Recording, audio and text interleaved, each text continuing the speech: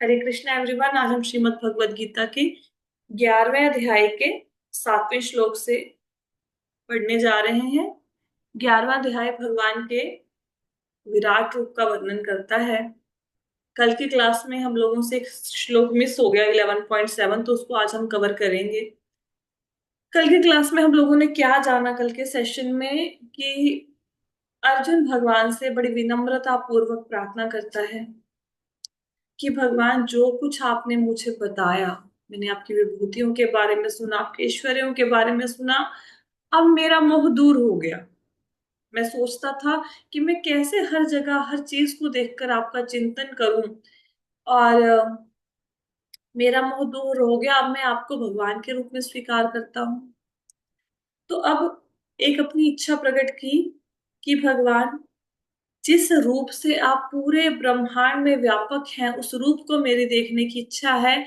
अगर आपको लगता है मैं उसके लिए समर्थ हूँ, मैं देख सकता हूँ, मेरे में इतनी कैपेबिलिटी है कि मैं उस रूप को देख सकता हूँ, तो आप कृपया उस रूप को दिखाइए। बड़ी विनम्रता पूर्वक कह रहे हैं, क्योंकि डर है कि भगवान मना भी ना कर दे। तो भगवान बड़े दयालु हैं। एक्चुअली में अर्जुन के हृदय में विराट रूप को देखने की इच्छा भगवान ने ही उत्पन्न की है, और भगवान उस इच्छा को सैंक्शन कर देते हैं, उसकी इच्छा के ऊपर मोहर लगा देते हैं कि अर्जुन, तुम एक नहीं, तुम मेरे हजारों रूपों को देखो। मैं तुम्हें विराट रूप दिखाऊंगा, ऐसा रूप जो अब से पहले किसी ने नहीं देखा। वो विराट रूप भगवान अर्जुन को दिखाने के लिए अग्री होते हैं। फिर भगवान अर्जुन को कहते हैं, तो अर्जुन को भगवान ने जब कहा कि तुम देखो, मेरे विराट रूप को देखो, अब अर्जुन देख रहा है कि विराट रूप दिखेगा, उसको दिख कुछ नहीं रहा। वे कृष्ण दिख रहे हैं, घोड़ों की लगाम पकड़ी हुई है, चाबुक उठाया हुआ है।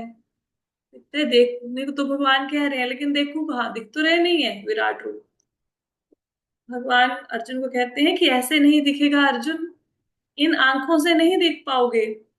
तो मैं तुम्हें दिव्य दृष्टि प्रदान करता हूँ, उस दिव्य दृष्टि के द्वारा तुम मेरे विराट रूप को देख पाओगे।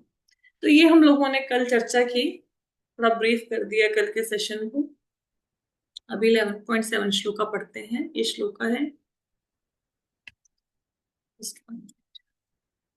इह एकस्थं जगत्कृत्स्नं पश्याद सचराचरं मम देहे गुणाकेश यच्चान्यद् द्रष्टुम इच्छसि। भगवान कहते हैं, हे अर्जुन, अर्जुन को क्या बोला? गुड़ाकेश। गुड़ाकेश मतलब जिसने नींद और अज्ञान पर विजय प्राप्त की है। कहते, हे अर्जुन, तुम जो भी देखना चाहते हो उसे तत्क्षण मेरे इस शरीर में देखो। तुम इस समय तथा भविष्य में भी जो भी देखना चाहते हो, उसको यह विश्व रूप दिखाने वाला है। यहाँ एक ही स्थान पर चर अचर सब कुछ है। तो भगवान यहाँ पे कह रहे हैं कि अर्जुन, तुमने जो भी देखना है, जो भी, जैसे हमारे मन में इच्छा है कि हमने उस जगह को देखना है, हमने उस लोक को देखना है, हमने उस देवता को देखना है, हमने इस झील को देखना है, इस नदी को देखना है, हमने इस पशु पक्षी प्राणी को देखना है। जिस चीज को देखने की मन में इच्छा है, वो सब कुछ भगवान अपने एक ही रूप में दिखाने वाले हैं। कब? अभी, इसी क्षण, इसी समय दिखाने वाले हैं। अब अर्जुन युद्ध के समय भयभीत था, और उसने भगवान को पहले अध्याय में एक बात कही थी कि भगवान, मुझे तो ये भी नहीं पता कि इस युद्ध में किसकी जीत होगी। मुझे तो ये भी नहीं पता मेरे लिए क्या श्रेयस्कर है। वो मुझे जीत ले वो अच्छा है, या मैं उनको जीत लूं ये अच्छा है। और इस युद्ध में तो पता ही नहीं किसकी किसकी हार होगी, किसकी जीत होगी, तो मैं क्यों इस युद्ध को करूं जिसका परिणाम अनिश्चित है। तो भगवान उसको अब वर्तमान ही नहीं दिखाने वाले अपने विराट रूप में, भविष्य को भी दिखाने वाले हैं। क्योंकि अर्जुन के मन में जो डाउट था कि युद्ध में हमारी जीत होगी या कौरवों की, तो भगवान कहते, जीत किसकी होगी वो भी तुम अभी देखो। भविष्य में होने वाला है, लेकिन अभी तुम इसी समय मेरे रूप में देखो। जो भी चर अचर जितनी भी चीजें हैं, वर्तमान की बातें, भूतकाल में जो बीत गई हैं वो घटनाएं, भविष्य में आने वाली घटनाएं, तीनों को भगवान एक साथ अपने रूप में दिखाएंगे। अब देखो, हम कोई अपनी आंखों से ऐसा रूप देख सकते हैं? कैसे देख सकेंगे? कभी कुतुब मीनार को जाके देखना, हम कुतुब मीनार को भी नहीं देख पाएंगे, हमारी दृष्टि की समर्था इतनी नहीं है। जैसे आप कभी बड़ी बिल्डिंग के ऊपर खड़े हो जाओ, जो 14-15 माले की बिल्डिंग है उसके ऊपर खड़े हो जाओ, तो आपको मनुष्य छोटे छोटे नजर आएंगे। क्या मनुष्य छोटे हैं? नहीं, मनुष्य तो बड़े हैं, लेकिन ऊपर से देखने पर छोटे दिखाई देते हैं।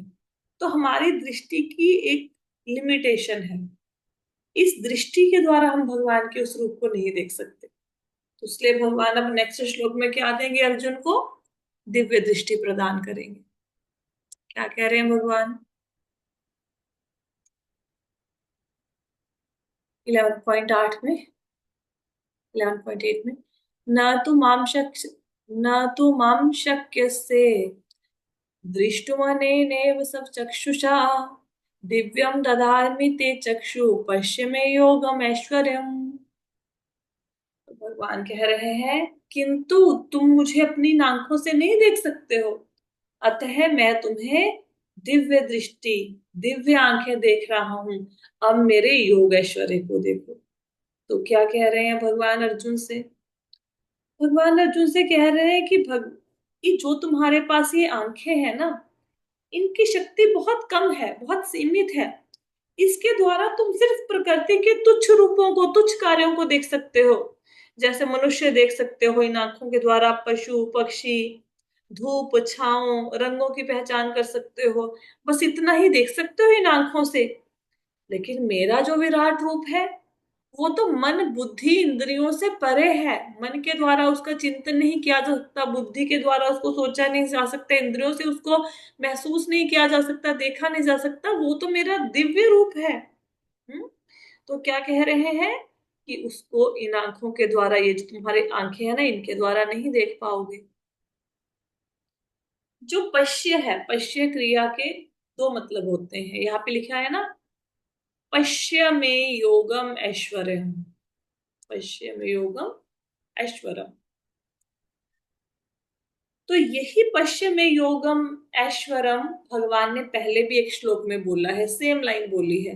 कौन से श्लोक में बोली है? 9.5 में देखो, 9वें अध्याय के 5वें श्लोक में भगवान ने क्या बोला था? न च मत्स्थानि भूतानि पश्चिम योगम ऐश्वरम भूत भृन्न च भूतस्थो ममात्मा भूत भावनः। तो यहाँ पे भी भगवान ने सेम लाइन बोली थी, पश्चिम में योगम ऐश्वरम। इसका तात्पर्य क्या था? 9वें अध्याय में भगवान ने जो लाइन बोली थी, इसमें भगवान ने कहा कि मेरे योग ऐश्वर्य को देखो। यद्यपि मैं समस्त जीवों का पालक भरता हूँ, सर्वत्र व्याप्त हूँ, लेकिन मैं इस विराट अभिव्यक्ति का अंश नहीं हूँ, मैं सृष्टि का कारण स्वरूप हूँ। अर्जुन को बोल रहे हैं, देखो मैंने बताया पश्य क्रिया के दो भेद हैं। एक होता है, दो अर्थ है, भेद नहीं, दो अर्थ हैं। एक होता है पश्य का मतलब होता है देखना।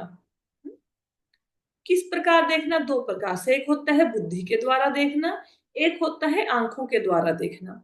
जो 9वें अध्याय के 5वें श्लोक में भगवान ने पश्य में योगम ऐश्वर्यम बोला था, उसका अर्थ ये था कि अर्जुन, मेरे से ही समस्त सृष्टि का सृजन, पालन, संहार सब होता है। तुम अपनी बुद्धि के द्वारा इसको देखो। भगवान ने वहां पे सृष्टि को उत्पन्न करके, उसका पालन करके, उसका संहार करके अर्जुन को प्रत्यक्ष रूप में नहीं दिखाया, लेकिन अर्जुन को बुद्धि के द्वारा सोचनी थी ये बात कि भाई भगवान ये सारे काम कर सकते हैं, ब्रह्मांड की रचना कर सकते हैं, पालन कर सकते हैं, संहार कर सकते हैं। लेकिन फेस टू फेस भगवान ने नहीं दिखाया यहाँ पे 9.5 में। लेकिन यहाँ पे जो पश्चिम योगम ऐश्वरम आया है, इसमें होता है नेत्रों से देखना। पश्य का मतलब एक तो होता है बुद्धि से देखना, एक होता है आंखों से देखना। यहाँ पे पश्चिम योगम ऐश्वरम का मतलब है आंखों से देखना। तो भगवान कह रहे हैं कि मैं तुम्हें अब साक्षात अपने रूप के दर्शन कराऊंगा, बुद्धि के द्वारा नहीं, दिव्य दृष्टि के द्वारा तुम मेरे इस रूप को देखोगे, साक्षात देखोगे। जब भगवान संसार में अवतरित होते हैं, तो उनके दो रूप होते हैं। एक भौतिक रूप होता है जिसको भौतिक आंखों से देखा जा सकता है, एक दिव्य रूप होता है भगवान का जो दिव्य दृष्टि से देखा जा सकता है। जब भगवान कृष्ण धराधाम पर अवतरित हुए तो उनको भगवान के रूप में हर एक व्यक्ति नहीं देख पाया, क्योंकि सबके पास भौतिक आंखें थी। तो उन्होंने भगवान के शारीरिक रूप को ही देखा, दिव्य रूप को नहीं देखा, क्योंकि दिव्य रूप को तो प्राकृतिक आंखों से देख नहीं सकते। इसलिए जब भगवान अवतरित होते हैं तो जीवात्माएं उनको पहचान नहीं सकती है, ज्ञानी लोग उनको पहचान नहीं सकते। तो अर्जुन भगवान का विराट रूप देखना चाहता है, लेकिन देख नहीं पा रहा, क्योंकि उसकी आंखें भौतिक हैं। भौतिक आंखों में यूनिवर्सल रूप को देखने की पावर नहीं है, और साधारण मनुष्य अपनी बुद्धि के द्वारा भी इस रूप को नहीं समझ सकता। इसलिए भगवान ने अर्जुन को दिव्य दृष्टि प्रदान करी। अब चाहे साइंस ने कितनी भी तरक्की क्यों ना कर ली हो, लेकिन साइंस में कोई भी ऐसा इक्विपमेंट नहीं बना, कोई भी ऐसा इंस्ट्रूमेंट नहीं बना जिसमें यहाँ पे बैठे बैठे मैं ये जान पाऊं कि कल क्या होने वाला है मेरे साथ, मेरे भविष्य में मेरा क्या क्या होने वाला है। ये कोई नहीं बता सकता, साइंस ने इतनी प्रोग्रेस नहीं करी। और मेरे को कोई ये नहीं बता सकता, अच्छा स्वर्गलोक है तो मैं बोलूं यहाँ से मुझे स्वर्गलोक दिखाओ, मुझे ब्रह्मलोक दिखाओ। तो साइंटिस्ट ये नहीं दिखा सकते। ज्यादा से ज्यादा क्या होगा, टीवी की स्क्रीन पे लगा के मुझे अमेरिका कनाडा दिखा देंगे, लेकिन ये सारे ब्रह्मांड सारे लोग नहीं दिखा पाएंगे। भूतकाल में मेरे साथ घटित क्या हुआ वो साइंस वाले नहीं दिखा पाएंगे, है ना। लेकिन भगवान अगर चाहें तो वो ऐसी शक्ति प्रदान कर सकते हैं जिससे व्यक्ति एक जगह पे खड़ा खड़ा वर्तमान भूत भविष्य सारी वस्तुएं, सारे लोग, सारे ब्रह्मांड देख सकता है। तो उसको देखने की शक्ति भगवान ने अर्जुन को प्रदान करी, और अर्जुन को दिव्य दृष्टि मिली। ठीक है। दिव्य दृष्टि के ऊपर मैंने 2-3 दिन पहले आपको बहुत डिटेल में बताया था। अब यहाँ पे चर्चा नहीं करेंगे, आगे चलते हैं। अब अर्जुन ने विराट रूप देखा भगवान का। अर्जुन उवाच, पर अर्जुन क्या कहते हैं विराट रूप देखकर?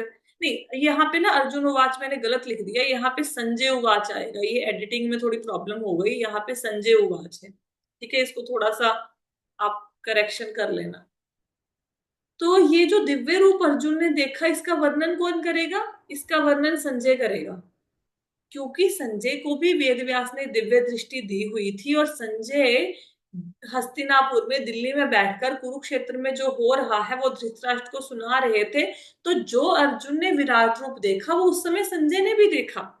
अब संजय उस रूप का वर्णन करेंगे। संजय क्या कह रहे हैं? संजय उवाच एवं उक्त्वा ततो राजन् महायोगो ऐश्वर्यो हरि दर्शयामास पार्थाय परम रूपम ऐश्वरम।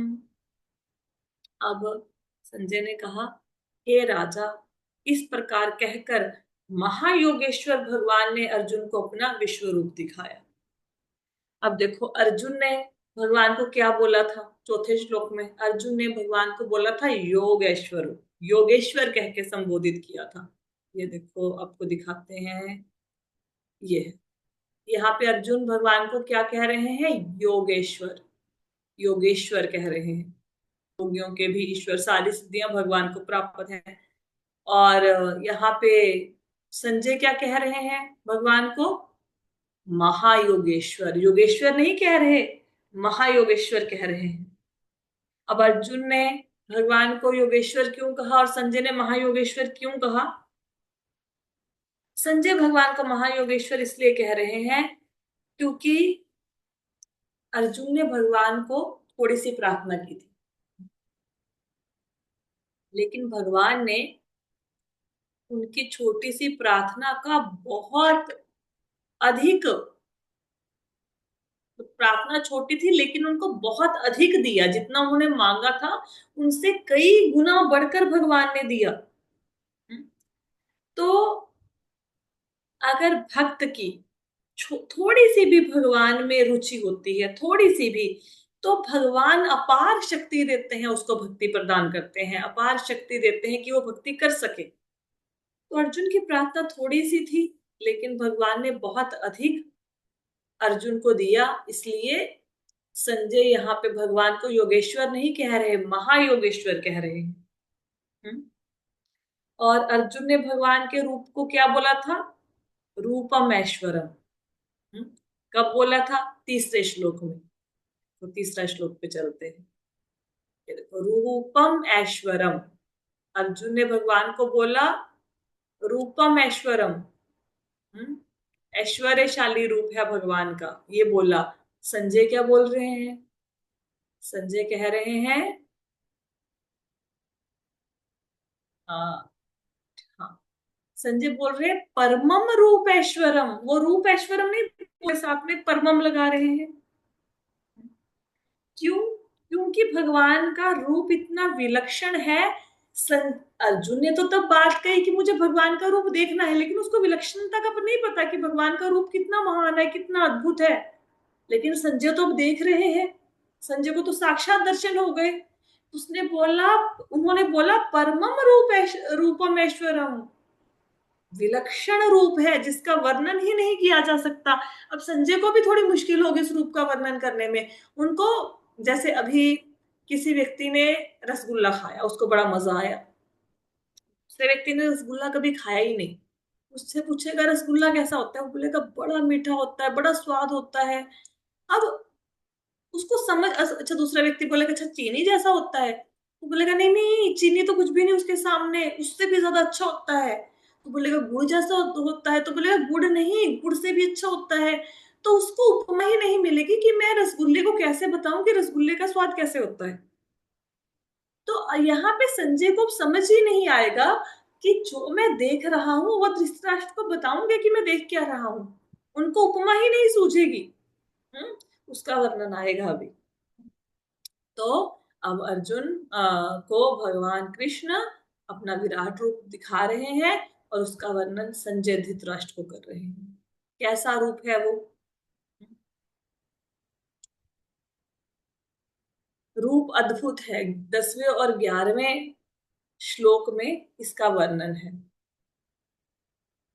तो ये श्लोक है, अनेक वक्त नयनम अनेक अद्भुत दर्शनम अनेक दिव्याभरणम दिव्यानेको दयतायुधम दिव्यमालाम्बरधरं दिव्यगन्धानुलेपनं सर्वाश्चर्यमयं देवम् अनंतम विश्वतोमुखम्। अब इस श्लोक में संजय बार बार अनेक अनेक शब्द को यूज कर रहे हैं, बार बार यूज कर रहे हैं। ये देखो, यहाँ पे ना ट्रांसलेशन में पढ़ो, अनेक कई, ठीक है। फिर अनेक आया सेकंड टाइम, फिर थर्ड टाइम अनेक आया, फिर फोर्थ टाइम अनेक। अनेक का मतलब विविध। तो अनेक अनेक बार बार यूज कर रहे हैं। क्यों यूज कर रहे हैं? क्योंकि जो भगवान ने अर्जुन को दिव्य रूप दिखाया उसकी कोई सीमा ही नहीं थी। अब जैसे आकाश है, आकाश की कोई सीमा है? कोई सीमा नहीं है। इधर देखो उधर देखो, सर्वत्र आकाश है। तो संजय ने जो रूप देखा, कोई सीमा नहीं उसके। उस विराट रूप के हाथों की कोई सीमा नहीं, उसके मुखों की कोई सीमा नहीं, उसके पैरों की कोई सीमा नहीं। पूरे ब्रह्मांड में वो रूप फैला हुआ था। ब्रह्मांड कह, धरती नहीं कह रहे, पूरा ब्रह्मांड। ब्रह्मांड मतलब सारे लोकों में वो रूप फैला हुआ था भगवान का। और अर्जुन कहाँ पे देख रहा था ऐसे रूप को? एक जगह पे खड़े होके। आप ये सोचो, कैसी दृष्टि भगवान ने अर्जुन को दी होगी। जैसे हम यहाँ पे बैठे हैं, क्या हम अपने 2 किलोमीटर का आसमान भी देख सकते हैं? 5 किलोमीटर का हम तो इतना भी नहीं देख सकते। अर्जुन ने वहीं पे बैठे बैठे कुरुक्षेत्र के रणभूमि में, अनेक ब्रह्मांडों में, संपूर्ण ब्रह्मांड में फैले हुए उस रूप को देख लिया। पहले इसका अनुवाद पढ़ते हैं। अर्जुन ने इस विश्व रूप में असंख्य मुख, असंख्य नेत्र, असंख्य आश्चर्यमय दृश्य देखे। यह रूप अनेक देवी दैवी आभूषणों से अलंकृत था, और अनेक दैवी हथियार उठाए हुए थे। यह दैवी मालाएं तथा वस्त्र धारण किए थे, और उन पर अनेक दिव्य सुगंधियां लगी थी। सब कुछ आश्चर्यमय, तेज में, असीम, सर्वत्र व्यापक। तो यहाँ पे पहले क्या शब्द आया? अनेक वक्त्र नवनम अनेक। तो इसका अर्थ क्या है? अनेक वक्त्र नयनम, अनेक का नहीं, अनेक वक्त्र नयनम तक का इसका अर्थ ये है कि विराट रूप जो भगवान ने अर्जुन को दिखाया, उसके अनेक मुख थे, वक्त्र मतलब मुख, उसके अनेक मुख थे। और नवनम का मतलब है नेत्र, नयनम मतलब नेत्र। जो विराट रूप अर्जुन को दिखा, उसके मुख अनेक थे, मुख मत वक्त्र मतलब मुख, और नयनम मतलब नेत्र, नेत्र भी उसके अनेक थे। और वो क्या थे? सबके सब वो दिव्य थे। वो हमारे आंखों जैसे नहीं थे, जैसे हमारी आंखें हैं, हमारा मुख है ऐसे, हमारे मुख जैसा नहीं था भगवान का मुख, हमारी आंखों जैसा नहीं था, वो दिव्य था। हम्म। फिर फिर क्या बोला? अनेक अद्भुत दर्शनम। इसका अर्थ क्या है? कि भगवान के विराट रूप में जितने रूप दिखे, जितनी आकृतियां दिखी, जितने रंग दिखे, जितनी बनावटें दिखी, वो सब की सब अद्भुत थी। रूप अद्भुत थे, आकृतियां अद्भुत थी, रंग अद्भुत थे, रूप और उनका दर्शन अद्भुत। बहुत बहुत दुर्लभ रूप अर्जुन को देखने के लिए मिला, और वो सब दिव्य थी। मतलब जो आंख दिख रही है वो भी भगवान थी, जो कान दिख रहे थे वो भी भगवान थे, पैर दिख रहे थे वो भी भगवान थे। इस बात को कैसे समझोगे? जैसे ब्रह्मा जी ने भगवान कृष्ण के गैया ग्वाल बाल बछड़े चुरा लिए। आपको तो ये ब्रह्म विमोचन लीला पता होएगी ना। तो भगवान ने क्या किया? भगवान ने अपने रूप का विस्तार किया, उतनी ही गैया बछड़े और ग्वाल बाल भगवान स्वयं बन गए। अब जो गाय के गले में घंटी बंधी हुई थी वो भी भगवान ही थी, क्योंकि वो भगवान का ही तो रूप था।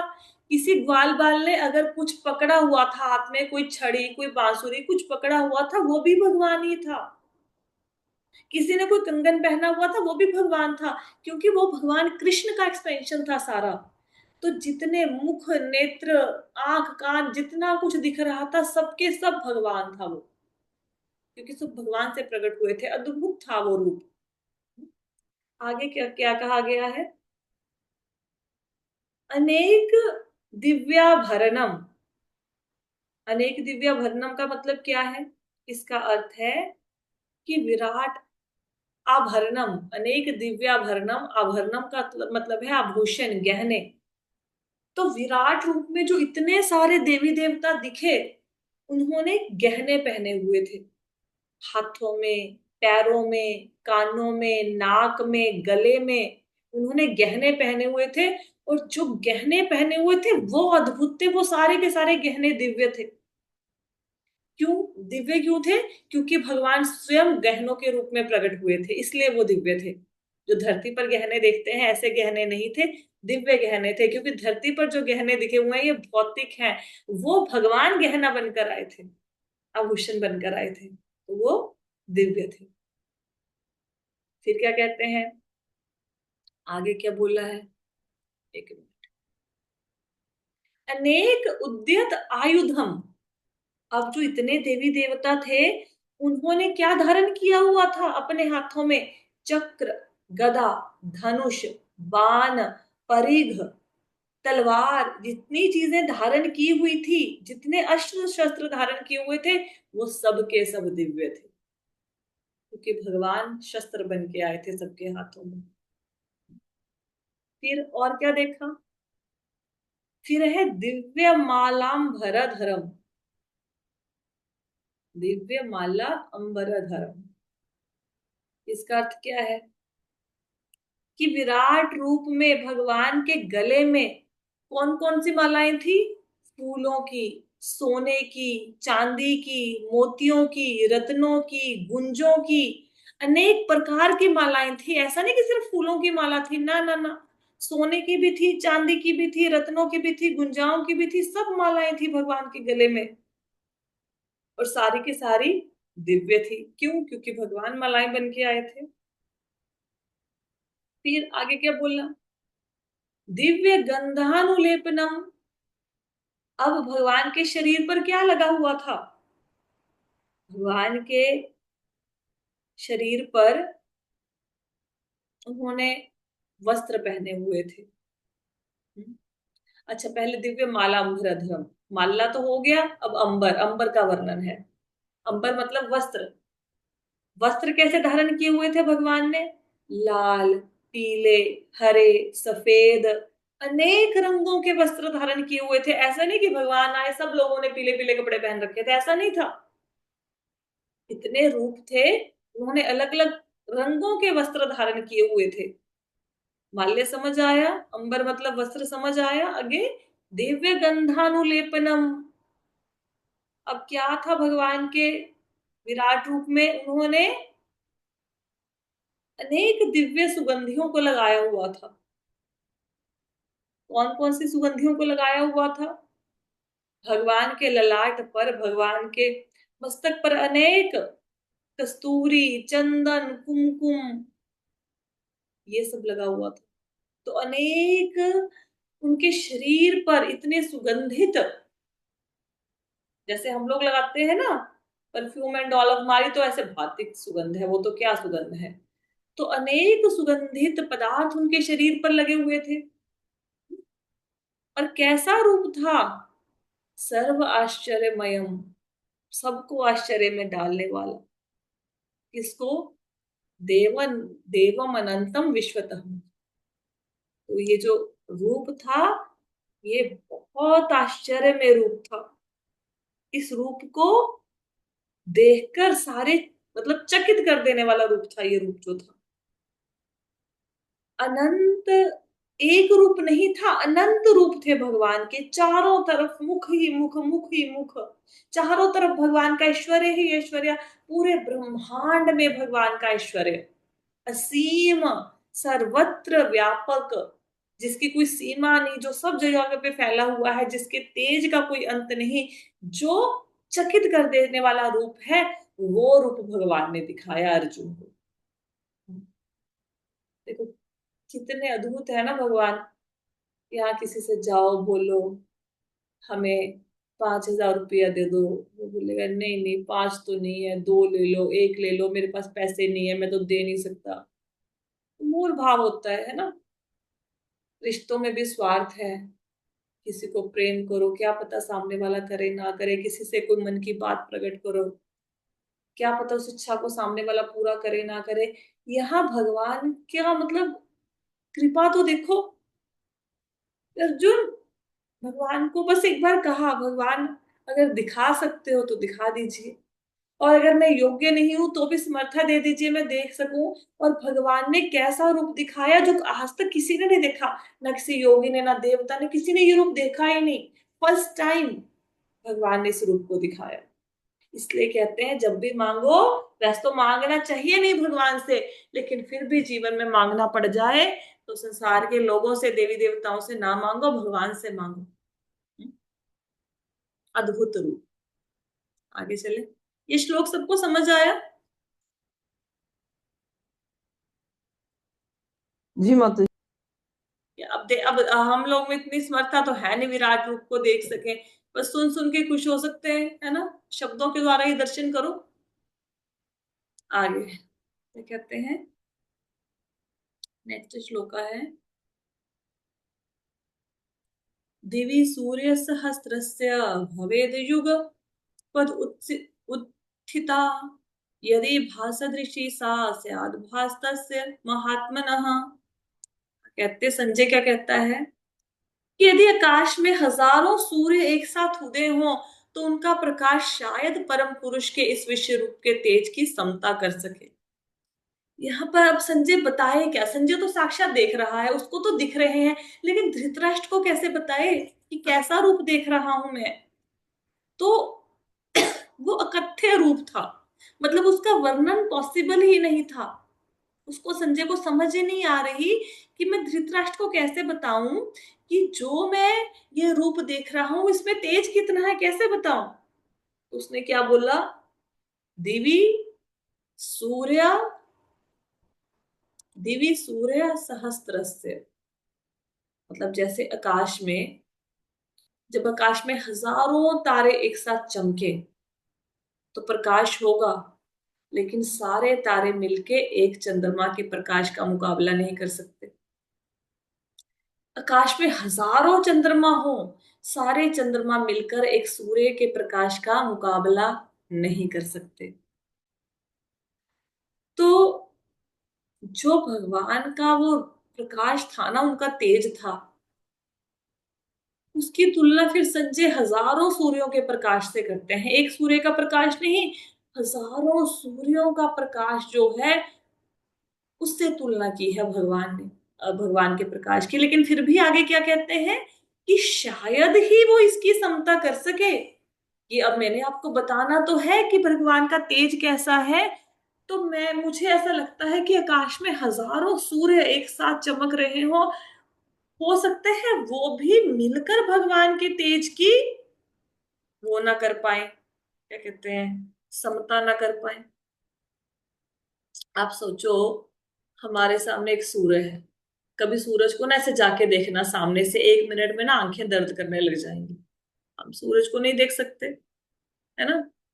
अब ये देखो कि भगवान का रूप कैसा है, कितने सूर्य चमक रहे हैं, हजारों, और उससे भी ज्यादा है। वो तो समता करने के लिए बोल दिया, उपमा देने के लिए, ठीक है, लेकिन एक्चुअल में भगवान का सूरज तो भौतिक, मतलब एक तरह से दिव्य थोड़ा है ना, भगवान के रूप का थोड़ा ना मुकाबला करेगा सूर्य का प्रकाश।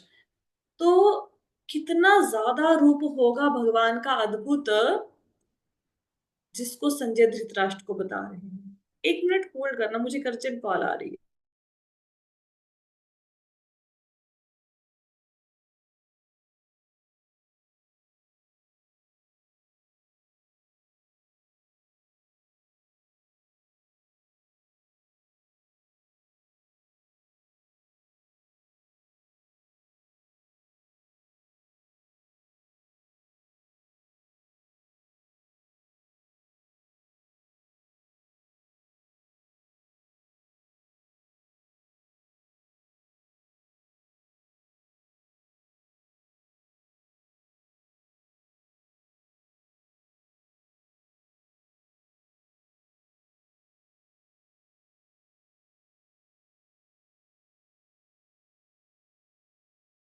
हरे कृष्णा, सॉरी, बीच में एक इम्पोर्टेंट कॉल आ गया था। तो अब संजय भगवान के रूप का वर्णन कर रहे हैं, जो उनका तेज है उसकी समता संजय को समझ नहीं आ रहा किससे करे, तो उन्होंने बोला कि हजारों सूर्य आकाश में चमक रहे हैं, उससे भी ज्यादा भगवान का तेज है। वो भी हो सकता है शायद ही भगवान के तेज को आ, वो कर सकें, उनके तेज के बराबर हो भगवान के तेज के, ठीक है। तो ये बताया संजय ने। फिर आगे क्या कहते हैं, इस श्लोक में किसी ने कुछ पूछना है, यहां तक किसी को कोई प्रश्न हो? क्लियर है, ठीक है, आगे चलते हैं, एक श्लोक और कर लेते हैं।